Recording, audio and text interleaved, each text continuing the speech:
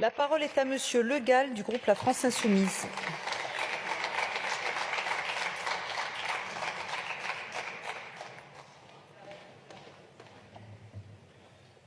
Merci.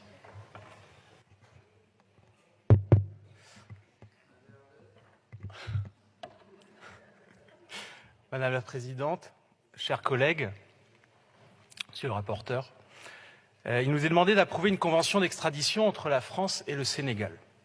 Ce texte nous a été présenté sous un angle exclusivement juridique. Mais il n'existe pas de texte juridique sans portée politique, a fortiori en droit international.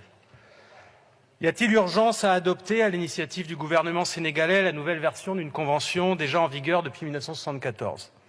Et alors même que cette dernière a depuis déjà été complétée par plusieurs mécanismes juridiques multilatéraux. Non. Non, car on ne peut ignorer le contexte politique sénégalais marqué par la dérive d'un président qui réprime et criminalise son opposition. Cette même opposition sénégalaise nous parle. Sachons l'entendre. En l'état, nous dit-elle, cette convention pourrait être détournée au service des objectifs politiques du président Macky Sall. Ce dernier utilise la tactique de lawfare qui donne les apparences de la justice à la répression politique. En témoignent les arrestations et détentions d'opposants, l'interdiction des rassemblements organisés par l'opposition, les 18 morts causés par les répressions des manifestations depuis juin 2021. Ces pratiques vont de pair avec la mise au pas croissante des pouvoirs législatifs et judiciaires par le pouvoir exécutif, notamment par la réforme du Code pénal de 2021, qui étend la qualification de terrorisme à les infractions relevant d'abord de la lutte politique et sociale interne au Sénégal.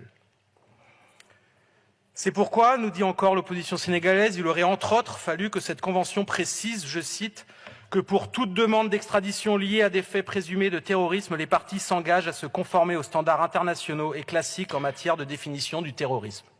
Avons-nous ces garanties concernant le Sénégal? Non. D'autant que la dérive autoritaire du président sénégalais risque de provoquer une crise sociale et politique majeure s'il entend se maintenir au pouvoir au-delà de son second mandat, à rebours de ce que prévoit la Constitution sénégalaise. L'élection présidentielle est prévue dans 1 an. Le moment est donc mal choisi pour donner au président sénégalais, via la ratification de cette convention, une forme de brevet en état de droit. La France insoumise soutient évidemment le principe de coopération en matière judiciaire. Mais, au regard des faits énumérés ci-dessus et du fait qu'il existe déjà une convention entre la France et le Sénégal dont la modernisation ne présente aucun caractère d'urgence, notre groupe s'opposera à ce texte. Il en va du respect des droits du peuple sénégalais, donc de l'amitié entre les peuples français et sénégalais. Ce qui passe ici pour un texte sans grande importance est vu au Sénégal comme une provocation.